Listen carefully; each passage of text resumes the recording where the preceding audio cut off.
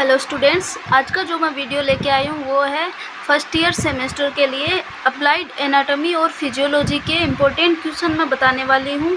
तो ये क्वेश्चन है, आपको अच्छे से प्रिपेयर कर लेने चाहिए। अब तक आपने प्रिपरेशन अच्छी की होगी और आप अच्छे स्कोर गेन कर पाएंगे एग्ज़ाम में। इसके लिए आपको कोई भी क्वेश्चन खाली तो बिल्कुल भी नहीं छोड़ना है। आपको मतलब उससे रिलेटेड भी लिख के आना है, लेकिन क्वेश्चन को खाली नहीं छोड़ के आना है। तो स्टार्ट करते हैं। फर्स्ट ईयर के सेमेस्टर के लिए ये इंपॉर्टेंट क्वेश्चन है अप्लाइड एनाटॉमी फिजियोलॉजी के लिए।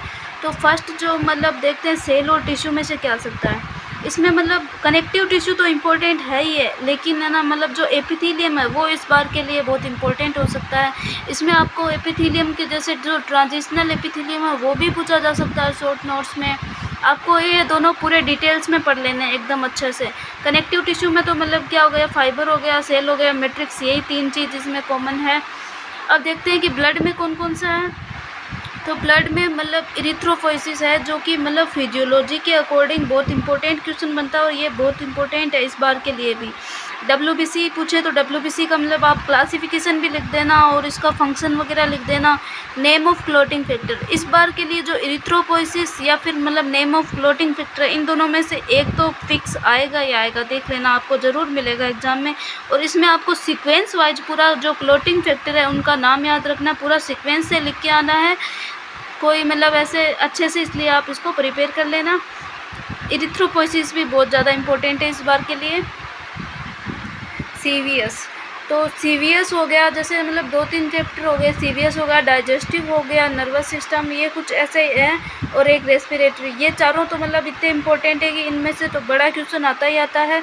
और इन चारों में जो मतलब मेन ऑर्गन है उनका आपको स्ट्रक्चर है, उनमें से किसी ना किसी का तो पूछेगा ही पूछेगा। तो सबसे पहले मतलब जैसे इसमें आ गया स्ट्रक्चर ऑफ हार्ट। आपको चाहे कुछ भी नहीं आए, लेकिन मतलब सीवीएस में आपको हार्ट का स्ट्रक्चर तो आना चाहिए। अब सेकंड क्वेश्चन पे आ गया कि describe pulmonary artery and pulmonary vein. इस बार मतलब क्या है कि क्वेश्चन थोड़े अंदर से पूछे जा रहे हैं, तो मतलब इनके बारे में मतलब दोनों के बारे में पूछ सकता है कि मतलब इनका ब्लड सप्लाई। और एक स्पेशल बात कि हार्ट की आपको पूरी ब्लड सप्लाई अच्छे से याद रखनी है।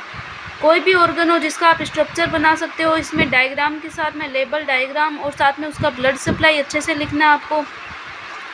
कार्डियक साइकिल, फिजियोलॉजी के हिसाब से ये कार्डियक साइकिल भी बहुत इंपॉर्टेंट क्वेश्चन बन सकता है इस बार के लिए। लिम्फेटिक सिस्टम पे इतना मेहनत नहीं करना है, लेकिन दो जो स्ट्रक्चर है लिम्फ नोड और स्प्लीन, ये तो आपको मतलब अच्छे से इनको दोनों को प्रिपेयर कर लेना है, देख लेना आप। डाइजेस्टिव सिस्टम में मतलब जैसे गैस्ट्रिक जूस के कंपोजिशन आ सकते हैं, उसमें क्या क्या होता है, डाइजेशन और अब्जॉर्प्शन की प्रोसेस आ सकती है। लीवर का जो स्ट्रक्चर फंक्शन इतना इम्पोर्टेंट नहीं है, लेकिन ये जो मतलब जैसे मैंने बोला था कि हार्ट का स्ट्रक्चर आपको आना ही आना चाहिए। जितने भी मतलब बड़े बड़े डायग्राम है स्ट्रक्चर वगैरह वाले, तो वो आपको मतलब अच्छे से प्रिपेयर करके ही रखना है। तो लीवर का ये भी देख लेना आप। फंक्शन ऑफ HCl ये भी पूछा जा सकता है। अब आता है हमारा रेस्पिरेटरी सिस्टम। रेस्पिरेटरी सिस्टम में जैसे इसमें भी आ गया कि structure of lungs, mechanism of breathing पूछ सकता है। अगर ये नहीं पूछे तो ये आ सकता है। इन दोनों में से ये फिजियो के क्वेश्चन बनते हैं, आ सकते हैं। यूरिनरी सिस्टम में हिस्टोलॉजी ऑफ किडनी, मतलब उसका कट सेक्शन करेंगे किडनी का, तो फिर उसकी कैसे स्ट्रक्चर होगी। यूरिन फॉर्मेशन फिजियो का हिसाब से इंपॉर्टेंट क्वेश्चन बन सकता है इस बार के लिए बहुत। सेंसरी ऑर्गन में मतलब सेंसरी ऑर्गन में स्ट्रक्चर ऑफ मिडल ईयर का जो स्ट्रक्चर है अच्छे से प्रिपेयर करना है। स्ट्रक्चर ऑफ कोक्लिया पूछा जा सकता है। और एक आई और देख लेना आप सेंसरी ऑर्गन में, इसका मतलब जो डायग्राम पूछा जा सकता है, या फिर इसका जैसे कोई पार्ट हो गया, जैसे रेटिना पूछ लिया, रेटिना क्या करता है, किस टाइप से, ये आई में कौन कौन सी लेयर होती है, पूरा आपको अच्छे से डायग्राम के साथ में लिखना है। अब है मेल रिप्रोडक्टिव सिस्टम। इसमें स्पर्मेटोजेनेसिस पूछ सकता है फिजियो के हिसाब से। और एना के हिसाब से ये स्ट्रक्चर ऑफ स्पर्म है, ये मतलब काफ़ी टाइम से नहीं पूछा गया, तो इस बार के लिए ये पूछा जा सकता है। फीमेल रिप्रोडक्टिव सिस्टम के अंदर स्ट्रक्चर ऑफ यूट्रस या ओवरी, दोनों में से एक आ सकता है। मेंस्ट्रुअल साइकिल है, ये हर बार इम्पोर्टेंट रहता है, और ये इस बार भी पूछे जाने के बहुत चांसेस है इसके। oogenesis देख लेना आप। फंक्शन ऑफ LH और FSH हार्मोन, ये जो हार्मोन है दोनों के फंक्शन देख लेना।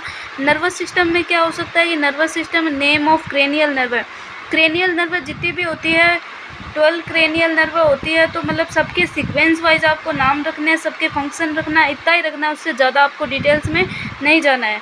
CSF पूछा जा सकता है हर बार, मतलब ये इम्पोर्टेंट क्वेश्चन रहता है। क्लासिफिकेशंस ऑफ नर्वस सिस्टम का क्लासिफिकेशन डिटेल्स में पढ़ लेना आपको। और इसके बाद में सेरेब्रम के बारे में भी पूछा जा सकता है, ब्रेन के रिलेटेड पूछा जा सकता है, हिस्टोलॉजी ऑफ स्पाइनल कॉर्ड, ये भी मतलब बहुत टाइम से पूछा नहीं गया है, तो इस बार के लिए ये क्वेश्चन बन सकता है। बाकी 2 चैप्टर बचे अपने, स्केलेटल सिस्टम और एंडोक्राइन सिस्टम। स्केलेटल में साइनोवियल जॉइंट हर बार पूछा जाता है ज़्यादातर। फीमर के स्ट्रक्चर देख लेना, बोन का जो क्लासिफिकेशन है वो भी देख लेना। एक चीज़ और है कि इसमें जॉइंट का क्लासिफिकेशन भी बहुत बार पूछा जाता है। मसल्स की फिजियोलॉजी, इस पर इतना ज़्यादा ध्यान नहीं देखना है, लेकिन एक बार देख लेना ताकि आप मतलब पेपर में खाली ना छोड़ो। एंडोक्राइन सिस्टम, एंडोक्राइन में थायराइड ग्लैंड पूछी जा सकती है। डिफरेंस बिटवीन कैल्सिटोनिन और पैराथॉर्मोन। जो कैल्सिटोनिन और पैराथॉर्मोन है, कैल्सिटोनिन ऐसे लग रहा है देखने में कि जैसे ये कैल्शियम के लेवल को बढ़ाता होगा, लेकिन ये लेवल को डिक्रीज करता है, ये इसका उल्टा है। और पैराथॉर्मोन दोनों अलग अलग ग्लैंड से सिक्रेट होने वाले हैं, और इसमें मतलब डिफरेंस पूछा जा सकता है। एड्रिनल ग्लैंड भी पूछा जा सकता है, इसे डायरेक्ट नहीं पूछे तो ये तो ज़रूर पूछा जा सकता है। रास सिस्टम फिजियोलॉजी के अंदर, रेनिन एंजियोटेंसिन मैकेनिज्म सिस्टम जो भी है, अभी full form. Okay, best of luck, thank you. और अच्छे से आपको पेपर देना, आपका अच्छे से प्रिपेयर करो, 2-3 दिन बचे हैं तो अच्छे से जाके अच्छे से एग्ज़ाम दो।